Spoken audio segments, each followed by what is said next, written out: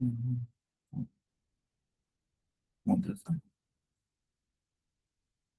Ok,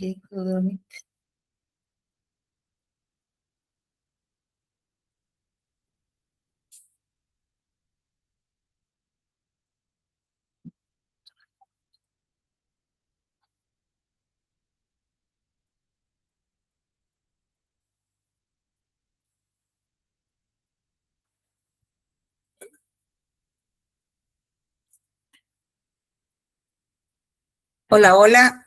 Ahora sí se escucha, se ve. Sí, doctora, se lo escucha y se puede ver. Muy bien, esperaremos. Todavía tengo -5, así que empezamos en un momento. A la clase que titula Trastornos gastrointestinales funcionales, que actualmente se llaman trastornos de la interacción intestino-cerebro. ¿Se escucha bien? ¿Audio? ¿Todo ok?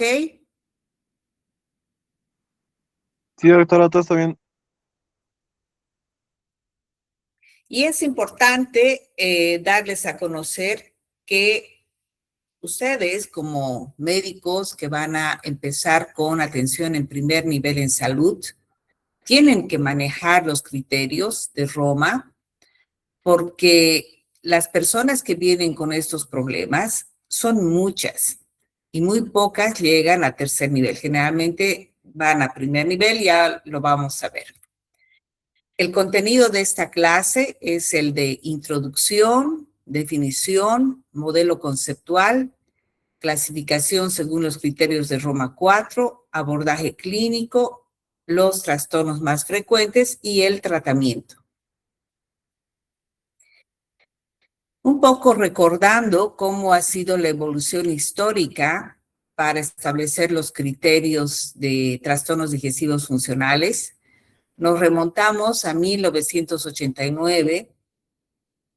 En este año ya se dieron por primera vez los primeros criterios y luego fue evolucionando porque se tomaron muchos factores y desde 1994 se dijo en Roma que sea una clasificación oficial y tenemos los criterios de Roma 1, Roma 2, Roma 3, Roma 4 y actualmente este año tenemos los criterios de Roma 5.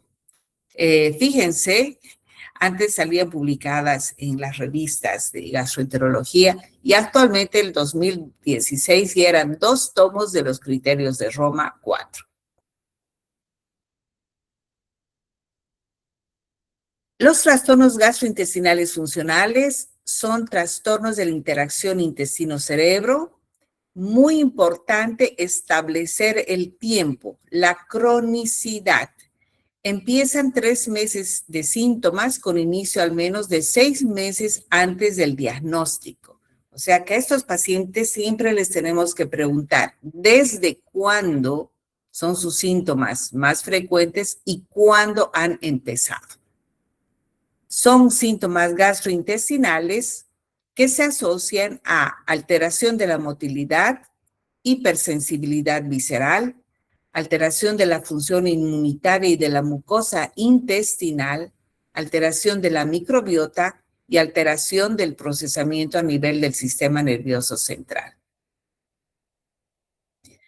Y estos son mapas que demuestran los países en los que se ha hecho estudios epidemiológicos codificados por colores según la prevalencia de cualquier trastorno funcional del tracto digestivo.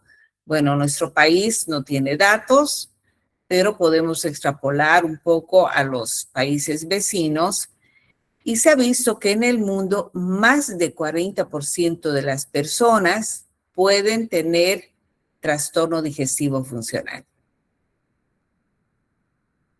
Es así que vemos que este problema es muy importante por su alta prevalencia y es multifactorial. Es prácticamente un grupo de síntomas heterogéneos que pueden sobreponerse, disminuye la calidad de vida de los pacientes, incluso en los casos más severos les puede llegar a producir menor productividad de trabajo, y algunas personas con grados de severidad más importantes pueden acabar en quirófano sin necesitarlo. Por ejemplo, se ha visto que las apendicectomías son más frecuentes en este grupo de pacientes, 21% versus 10% que la población general. Incluso histerectomías, 10% versus 2% de la población general. ¿Cuáles son los factores asociados? Influye bastante el estrés personal y familiar, y en algunos casos empieza desde la niñez. Los niños copian modelos de conducta de sus padres o tutores. Puede haber en algunos casos historia de abuso sexual y físico, puede acompañarse de desórdenes psiquiátricos como ansiedad, depresión, somatización, adicciones, alcohol, drogas, trastornos de alimentación como bulimia, anorexia. Y los pacientes, algunos, creen que sus síntomas se asocian a cáncer. Resulta que tuvieron un amigo o amiga o un familiar con cáncer que falleció y de pronto empieza a preocuparse demasiado y a tener síntomas que los vamos a describir. Fíjense el nivel de atención, o sea, cuántas personas van a la consulta. La mayoría no consulta. Otro grupo llega a atención primaria y poco llegan a atención especializada. No consultan porque son síntomas leves, hay estabilidad emocional, buen soporte familiar, realmente lo toman ya como algo normal en su vida, algunos días de estreñimiento, otros días de diarrea, otros días meteorismo, pero si es bastante tiempo, para estas personas es normal y en realidad no es normal. No hacen estudios ni tratamientos. Los que llegan a atención primaria ya tienen síntomas severos, inestabilidad emocional, inadecuado soporte familiar, y desde atención primaria ya empiezan los poliestudios y los politratamientos. En relación a la fisiopatología, tenemos un enfoque tradicional y un enfoque actual. ¿Qué nos dice el enfoque tradicional? Que son personas más sensibles que otras, hay una percepción alterada del dolor, que eso es cierto, que se altera la motilidad gastrointestinal. Pero actualmente se está dando mucho más peso al aumento de la actividad del sistema inmune intestinal, porque se ha visto que hay microinflamación, alteración de la microbiota y sobrecrecimiento bacteriano. ¿Cuáles son los factores de riesgo? Hay factores genéticos, ambientales y psicosociales.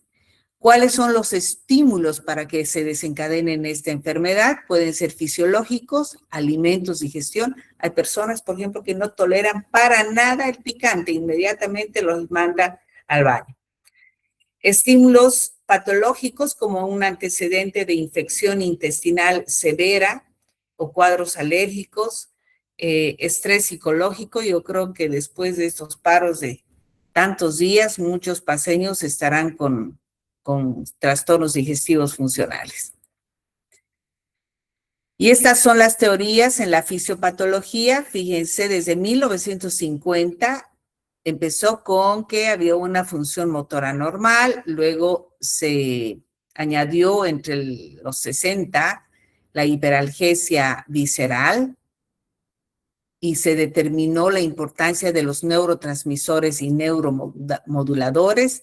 Ya desde los 80 se hablaba de interacción cerebro-intestinal y después del 90 ya se habla de la interacción del cerebro-intestino-microbiota. Tenemos que saber que no solamente tenemos neuronas en el cerebro que está en la cabeza, sino nuestro cerebro que está en el sistema digestivo tiene mayor cantidad de neuronas.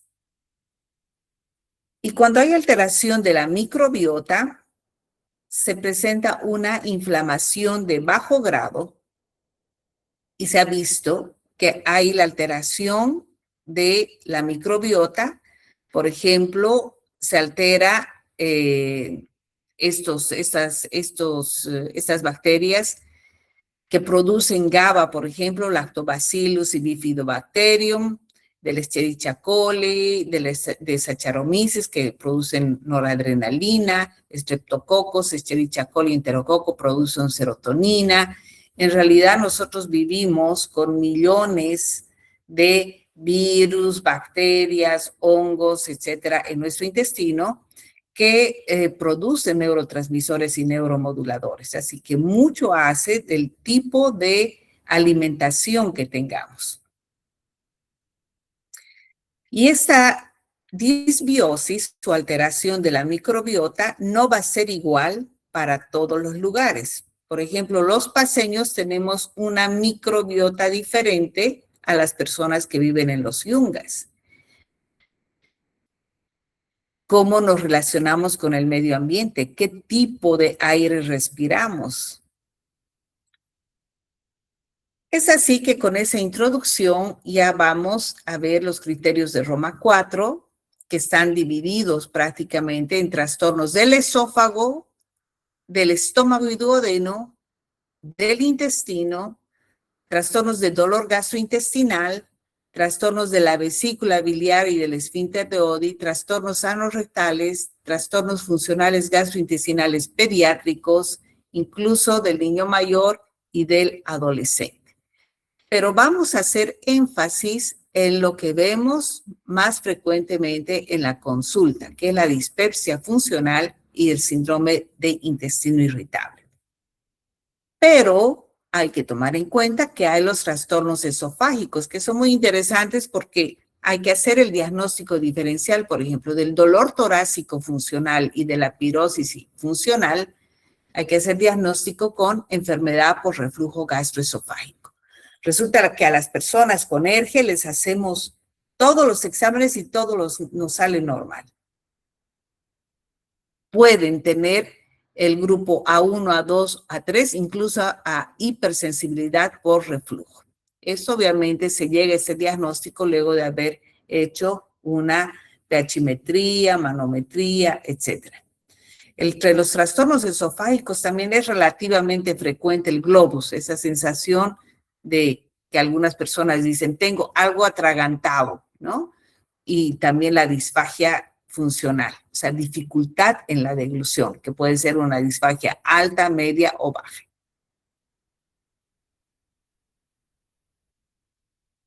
Aquí están los trastornos más frecuentes, los esofágicos, los gastroduodenales, donde está la dispepsia, y los intestinales, donde está el síndrome de intestino irritable, estreñimiento funcional, diarrea funcional, súper frecuente en la consulta el hinchazón y distensión abdominal.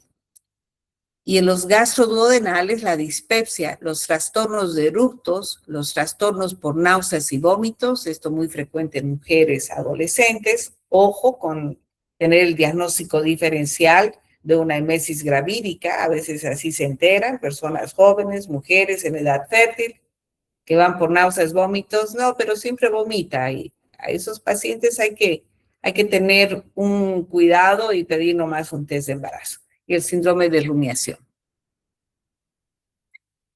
Bueno, ¿qué hacemos para llegar al diagnóstico? No existe ninguna prueba biológica, se hace con criterios clínicos, no es un diagnóstico de exclusión, nosotros solamente de escucharle al paciente, de hacerle las preguntas correctas, ya nos vamos dando cuenta que se trata de un problema funcional y no orgánico. Así que es muy importante tener una buena anamnesis, como en toda historia clínica. Ojo, tomar en cuenta la edad, es la misma prevalencia por grupos de edad. Tomar en cuenta que el cáncer aumenta a partir de los 40 años, hay signos de alarma, hay prevalencia en mujeres.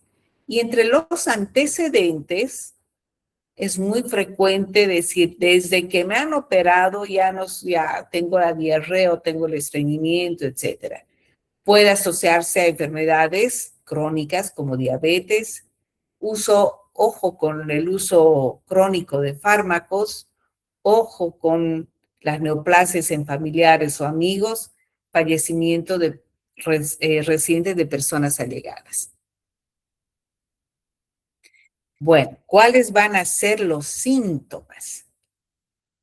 Es una mezcla, ¿ah? Comienza desde aquellos pacientes que vienen por eructos crónicos, por náuseas y vómitos, por regurgitación. La regurgitación, no se olviden que es uno de los síntomas típicos del ERGE.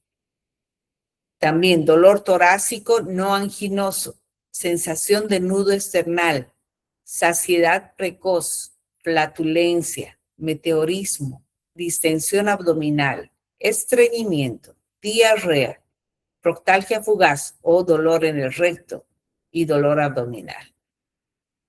Y recalco, ¿cuánto tiempo que han empezado cualquiera de estos síntomas que a veces se sobreponen? Los últimos 6 meses. Y con mayor frecuencia los últimos 3. Y en ocasiones es difícil hacer el diagnóstico porque hay sobreposición o superposición de estos síntomas, como se ve en la figura. Incluso con problemas orgánicos, como el ERGE. ¿Y cómo vamos a obtener la historia clínica? Es clave tener el motivo de consulta muy concreto. ¿Cuál es el motivo por el que viene? Y ya, será 1, 2, no más de 5. Los otros 3, digamos, son acompañantes al 1 y al 2. Pero además, preguntar si ha estado muy preocupado, si tiene dificultad para relajarse o conciliar el sueño, si ha sentido falta de energía, saber el interés, la concentración, la confianza en uno mismo. Pero esto no siempre se obtiene en la primera anamnesis. En ocasiones son necesarias tener anamnesis en una segunda y hasta en una tercera consulta. Actualmente hay encuestas para evaluar ansiedad o depresión, la calidad de salud y otras. Sin embargo, denme un segundito.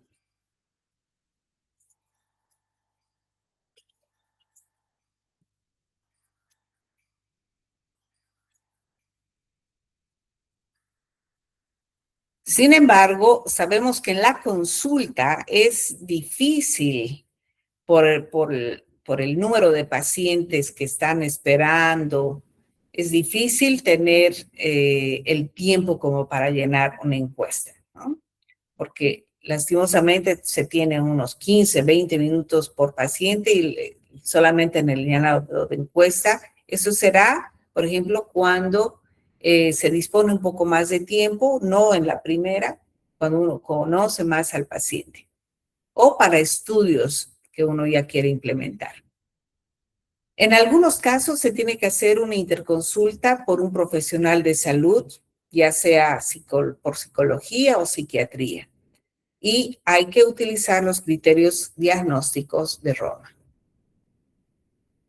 ¿Cómo obtenemos esta historia clínica? En todos los libros se habla de la relación médico-paciente. Las preguntas deben dirigirse al aspecto biológico y aspectos psicosociales. Qué importante es descartar mediante anamnesis enfermedades orgánicas. ¿Cuál es el estilo? Ojo, mantener el contacto visual, no interrumpir al paciente, sin embargo, siempre asumir el mando, porque muchos de estos pacientes llegan con carpetas grandes de todos los estudios que se les ha hecho, ¿no? En la evaluación tenemos que determinar si es un proceso agudo, crónico, no se olviden de los 6 meses, el motivo claro de la consulta actual, factores psicosociales influyentes, dónde vive, cuántos son en su familia, cómo se lleva con la familia, problemas laborales o familiares. Si ha notado que sus síntomas tienen un impacto de calidad en su vida y cómo actúa la familia en torno a la enfermedad. ¿Podemos encontrar algunos signos? Pues sí. Ojo cuando estén haciendo la entrevista. El paciente puede estar permanentemente con el ceño fruncido, con una mirada distraída, no mira de frente, se siente nervioso, sofocado, manos sudorosas. Cuando hacemos el examen físico del abdomen, puede tener una contractura muscular abdominal que dificulta la exploración. Puede haber a la palpación del marco colónico dolor, especialmente en el flanco izquierdo. Y en ocasiones podemos sentir, por ejemplo, podemos percibir a la percusión un sonido timpánico por presencia de gases. Bueno, ¿cuáles son los síntomas de alarma? Y esto sumamente importante en la anamnesis, porque ya no vamos a hablar de problema digestivo funcional si te habla de antecedentes de que tuvo síntomas de hemorragia digestiva, ya sea alta o baja, como hematemesis melena, que los últimos 6 meses haya perdido peso en forma inexplicable, que el dolor sea permanente e intenso, incluso nocturno. Esta es una de las maneras de detectar si es problema funcional u orgánico. Le duele en la noche y el paciente dice, no, he dormido toda la noche muy bien, solamente es en el día. Ah, bueno, a mí me tranquiliza eso, ¿no? Vómitos persistentes, obviamente si hay masas o adenopatías palpables. Síntomas de inicio reciente, ojo con la dispepsia, cuidado, que tenga un problema de linfoma gástrico, cáncer gástrico, y en el síndrome de intestino irritable, igual con las neoplasias colorectales. Cambio reciente del hábito evacuatorio, fiebre, viajes recientes a áreas endémicas de diarrea, antecedentes familiares de cáncer gastrointestinal y excesiva ansiedad del paciente por sus síntomas. A veces hay problemas de somatización y son problemas psiquiátricos. Bueno, comencemos con el trastorno, uno de los trastornos más frecuentes, la dispepsia. Cuando un paciente llega y dice que tiene malestar en la parte alta del abdomen, ya en el epigastrio, estamos frente a un cuadro de dispepsia, que puede ser orgánica o funcional. Todavía no sabemos, entonces podemos utilizar el término de dispepsia no investigable. Y los síntomas aparentemente que están originados en la parte gastroduodenal superior, en ausencia de enfermedad orgánica o sistémico metabólica que pueda explicarnos. Ahí estamos hablando. Se ha descartado que tenga problema orgánico, se descartó colelitiasis, se descartó lo más frecuente, les estoy hablando, gastritis por helicobacter, se descartó enteroparasitosis por Giardia lamblia. La Giardia vive, su hábitat es en el duodeno. Se descarta todo eso y bueno, ya nos enfocamos al problema funcional, pero obviamente si cumple los criterios. En la dispepsia no investigada, las causas son múltiples. Además de la funcional, tenemos, ojo, consumo de fármacos, especialmente en nuestro medio, ANs, antihipertensivos, hierro, antidepresivos, corticoides, etc. Descartar enfermedad ulcerosa péptica, cáncer esofágico de estómago, mala absorción intestinal, cada vez vemos más casos de enfermedad celíaca, gastroparesia, parasitosis, Giardia lamblia o Strongyloides stercoralis de los pacientes que vienen especialmente de los yungas, enfermedades biliopancreáticas, inflamatoria intestinal, isquémicas crónicas intestinales en la tercera edad y enfermedades crónicas metabólicas. La dispepsia funcional, que es el dolor que se presenta en el hemiabdomen superior, se divide en dos. El síndrome de distrés postprandial, que es la llenura postprandial, saciedad temprana, y el síndrome de dolor epigástrico, que es como tal dolor epigástrico o ardor epigástrico. Y en ocasiones el paciente puede sentir todas estas molestias. Obviamente tenemos que descartar organicidad en estos cuadros.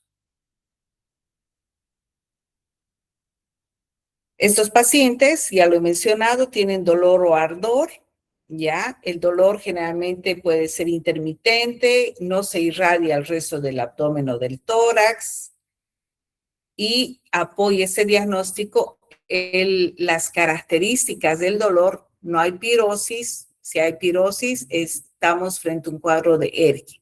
Pirosis y regurgitación es sinónimo de ERGE. Puede aparecer sus síntomas tras la comida, pero en ocasiones también en ayunas puede coexistir con síntomas de distrés postprandial. Y el distrés postprandial es esa pesadez después de una comida no copiosa, ojo, al menos varias veces por semana, y esa saciedad precoz. Y algunos pacientes incluso sienten un hinchazón en el hemiabdomen superior, náuseas postprandiales y eructos excesivos. Bueno, ¿cuál es el abordaje en el tratamiento? Si tiene distrés postprandial, van bien con proquinéticos y relajantes del fondo gástrico. En los casos más severos, cuando hemos descartado problemas comunes en nuestro medio, se puede dar antidepresivos y en los casos más severos, psicoterapia o terapias integrales. Y cuando hay dolor epigástrico, muchos van bien con antisecretores. Incluso algunos pacientes, cuando tienen gastritis por Helicobacter pylori y se ha erradicado el Helicobacter, dicen, sigo con las mismas molestias, el tratamiento no me ha hecho nada. Bueno, y he investigado todo, entonces se trata de un síndrome del dolor epigástrico funcional. Y en estos casos también van bien los antidepresivos. Veamos el síndrome de intestino irritable. ¿Cuáles son las características? Dolor abdominal recurrente con 2 o más síntomas, o los 3 que están acá. A, en relación con la defecación. B, relacionado con cambios en la frecuencia de las deposiciones. Y C, cambios en la consistencia de las deposiciones. Nuevamente repito, en los últimos 6 meses, que empeoran en los últimos 3 meses y se presentan más de una vez por semana. Y se divide, ¿cuáles son los subtipos del intestino irritable? Es aquel que viene, en primer lugar, con diarrea, heces acuosas, en un 25%, Bristol 6-7, vamos a ver la escala de Bristol más adelante. Pacientes con estreñimiento, heces duras más del 25% de las veces, ¿ya? El síndrome de intestino irritable mixto, que tienen heces duras o acuosas, y los cuadros que no están bien clasificados. O sea, para decir síndrome de intestino irritable, 1, tiene que haber dolor abdominal y tiene que haber alteración del hábito evacuatorio, diarrea, estreñimiento o mixto.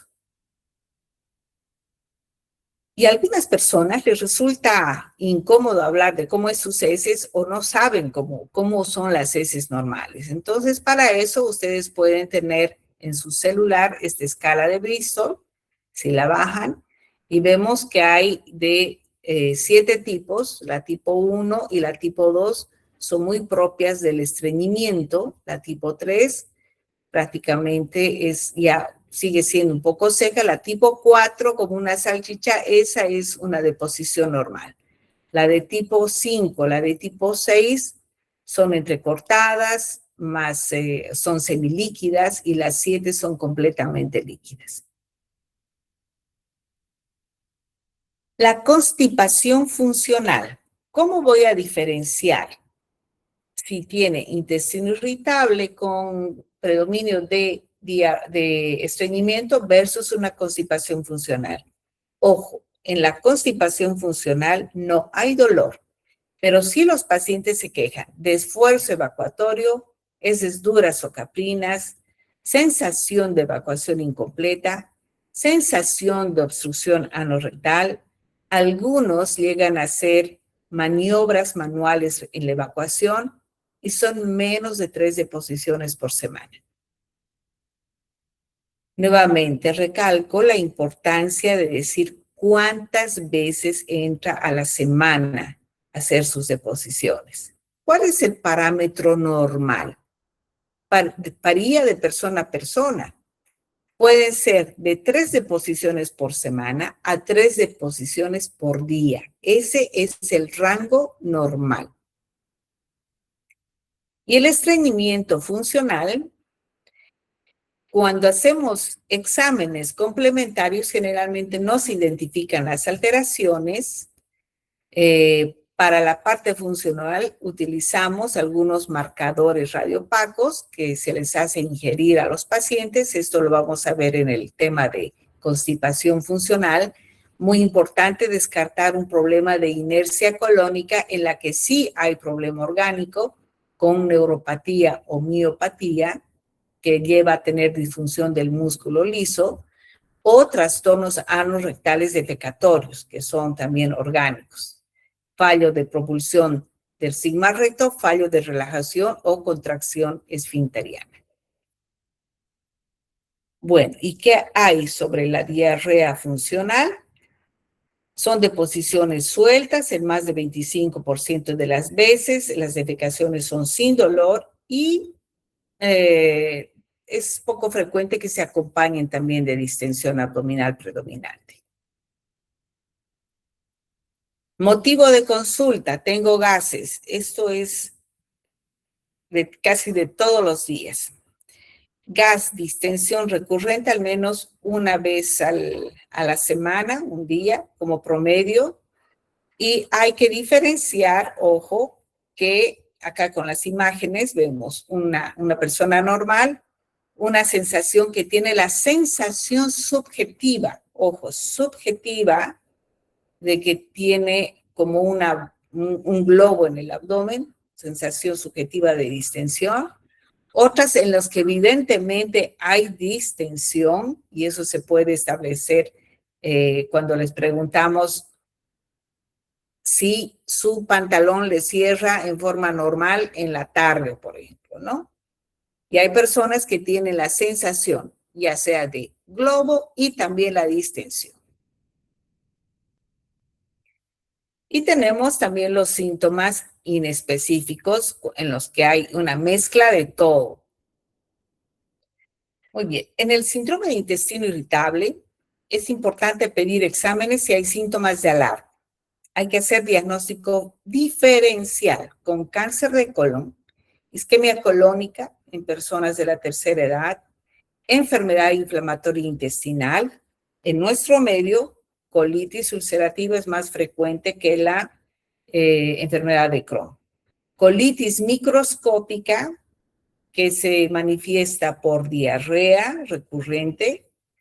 Uno hace la colonoscopía de estos pacientes y ve una mucosa normal. ¿Cómo llegamos al diagnóstico de colitis microscópica? Ojo, se tiene que hacer la colonoscopía y las biopsias y mandar a un patólogo que tenga la experiencia de ver hallazgos.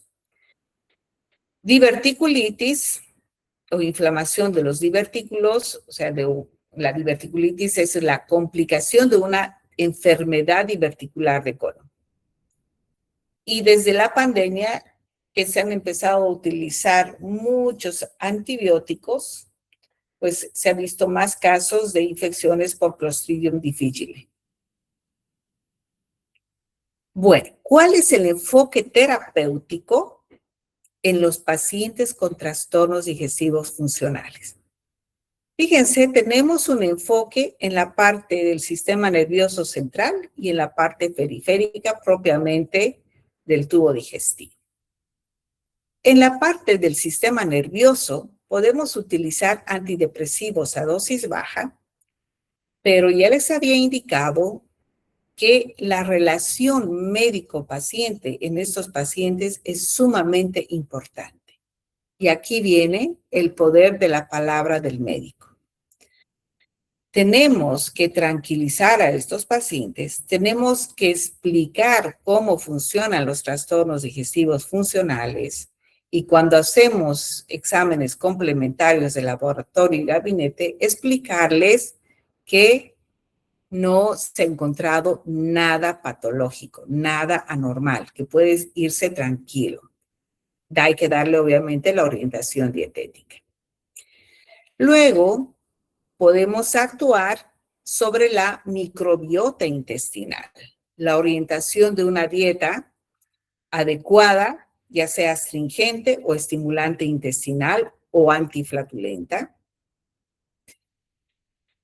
O decirles a los pacientes, no hay una dieta mágica, ojo, eso yo les digo, lo que a algunos les hace bien, a otros no les hace bien, a algunos para todo utilizan cebolla y les hace muy bien y a otros les va muy mal. Hay que preguntarles cómo es su dieta, cuál es su desayuno, su almuerzo, su cena. Y muchos de los problemas gastrointestinales empiezan por desarreglos en cantidad, calidad y horarios especialmente. Se puede dar probióticos, en algunos casos antibióticos, en el síndrome de intestino irritable. La rifaximina se ha visto que va muy bien, unos 10 días, 550 miligramos cada 12 horas. Y en el tratamiento periférico ya damos antiespasmódicos, por ejemplo, muy selectivos para el colon, ¿no? En aquellos que tienen intestino irritable, importante dolor abdominal. ¿Qué medicamentos usamos? Antes, voy a repetir, a largo plazo, tranquilizar, revisar la dieta y el estilo de vida del paciente. A veces quieren la píldora mágica, pero no quieren cambiar su estilo de vida. Hay que explicarles. Si son pacientes que todo el día trabajan y comen todo en la noche, almuerzo y cena, les va a ir mal y eso les pasa la factura. Y solamente con cambiar ese estilo de comer todo en la noche, solamente cambiar, pues ya mejora. Solamente decirles que se levanten más temprano, que lleven su comida a la oficina si no pueden llegar, es otra cosa. Probamos probióticos, antibióticos y considerar abordajes psicológicos. A mí me gusta en muchos casos hacer interconsulta con la nutricionista o el nutricionista. En la relación terapéutica con el médico, determinamos, reconocemos las creencias del paciente, preocupaciones y expectativas, proporcionamos educación, clarificamos equivocaciones y negociamos un plan de tratamiento con el paciente. No sirve decirles está prohibido, ¿no? Primero saber qué come y a partir de esa base ya les indicamos. La dieta, coordinación con un profesional en nutrición, individualizada, en algunos casos baja en FODMAP, que es una dieta que produce mucho fermento. Hay que ver si tiene oligodisacáridos, monosacáridos, polioles, probióticos. En fin, todo depende del paciente, del tipo de dieta que tenga. ¿Cuál se puede recomendar a todos? Y eso es bueno que ustedes empiecen a revisar, ¿no? Una dieta mediterránea, pero con cambios para nuestro medio. Los medicamentos que utilizamos para el dolor abdominal, mebeverina, 100 miligramos cada 12 horas, bromuro de pinaverio, 100 miligramos cada 12 horas. También tenemos a la trimebutina, 100 miligramos cada 12 horas. En caso de diarrea, generalmente yo prefiero 550 miligramos cada 8 o 12 horas durante 2 semanas de rifaximina. Muy pocas veces utilizo la loperamida. Ojo, loperamida nunca en diarrea infecciosa.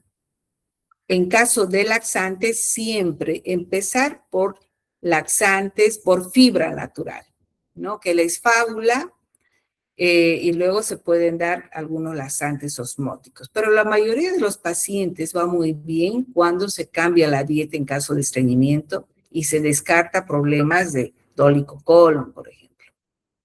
Y si se utiliza antidepresivos, yo prefiero hacer la interconsulta con psiquiatría. Están los probióticos que han mostrado evidencia de buen resultado en la diarrea en la diarrea funcional son los Bifidobacterium lactobacillus. Bueno, y luego tenemos la terapia conductual cognitiva. Son técnicas de modificación de pensamientos negativos, estrategias de solución de problemas, fomentar un estilo de afrontamiento activo, técnicas de relajación, respiración, meditación, visualización. Qué importante es hablar a estos pacientes y decir, vamos actuando en forma coherente, ¿no? ¿Qué es lo que siento? ¿Qué es lo que digo? ¿Qué es lo que hago? La mayoría de los problemas de salud vienen por la incoherencia de estos tres factores clave. Y más si se repiten y se repiten. Cuando referimos a salud mental, cuando hay desórdenes psiquiátricos, lo hemos detectado, cuando hay depresión mayor o desorden de pánico, historia de abuso, deterioro serio en la función diaria, somatización y finalmente las conclusiones. Los trastornos de la interacción intestino-cerebro son muy frecuentes y pueden llegar a alterar la calidad de vida. Se identifican con criterios clínicos, el tratamiento es individualizado y se da según el síntoma predominante. Ojo, y la relación médico-paciente es fundamental para conseguir una adecuada respuesta terapéutica. Muchos pacientes van a la consulta y solamente quieren manifestar las preocupaciones que tienen. Y si uno les explica con calma, entonces ya se van contentos. Incluso algunos se van con su tratamiento y dicen, no, ya no he necesitado, he mejorado, o sea, he cambiado mi dieta. A los pacientes hay que hacerles dar cuenta que no solamente depende de la píldora mágica, que se olviden de la píldora mágica, tienen que tener un cambio de estilo de vida a uno más saludable. Y ellos tienen que poner de su parte.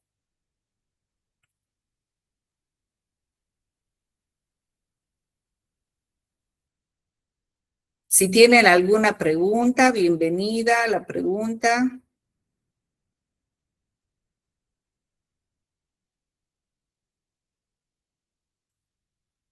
Si algo no ha quedado claro.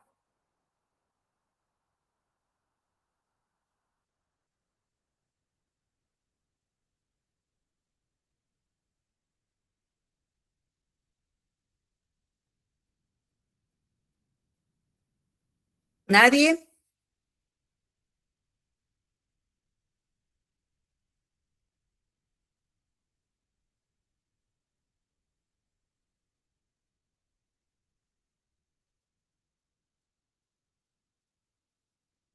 Bueno, gracias por las manitos.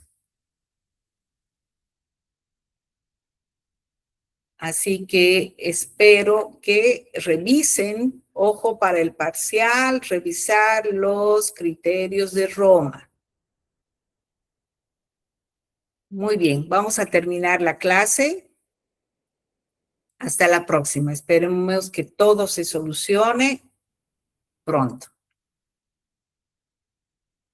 Chao, chao. Gracias, doctora. Hasta luego. Gracias, doctora. Hasta luego. Luego.